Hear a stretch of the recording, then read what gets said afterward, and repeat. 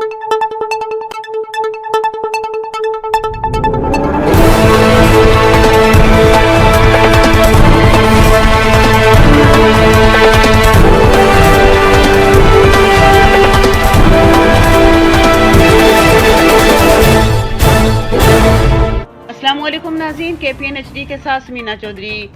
बाग अफसोसनाक खबर, इसरार जब्बार नामी पुलिस एहलकार की खुदकुशी।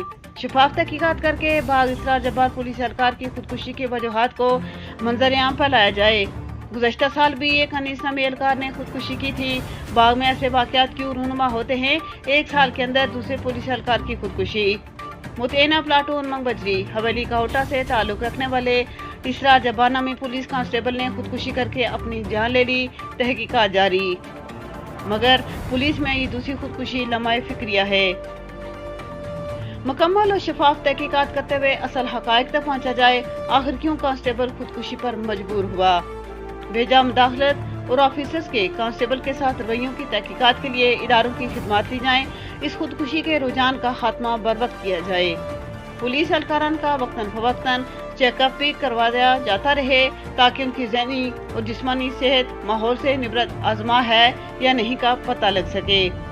हुकूमत इस केस को संजीदा लेते हुए पुलिस फोर्स में इस्लाहात लाए और जहां तक मुमकिन हो सके इन सिपाहियों को मुनासिब सहूलियात के साथ साथ उनकी मुश्किलात और परेशानियों के हल के लिए एक एक नुमाइंदा हर ज़िले में बनाया जाए जो कि उनके सिपाहियों से ही हो और उनकी मुश्किलात के हल के लिए ऑफिसर्स और मुतालिका फोरम पर पुल का किरदार अदा करे।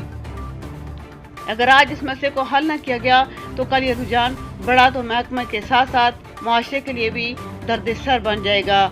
हुकूमत इस खुदकुशी को संजीदा लेते हुए खुदकुशी की वजूहात सामने लाने के लिए शफाफ कमेटी बनाए जो वजूहात सामने लाकर उनके हल के लिए भी मुफीद तजावीज़ दे सके। मज़ीद न्यूज़ अपडेट्स के लिए देखते रहिए KPN HD।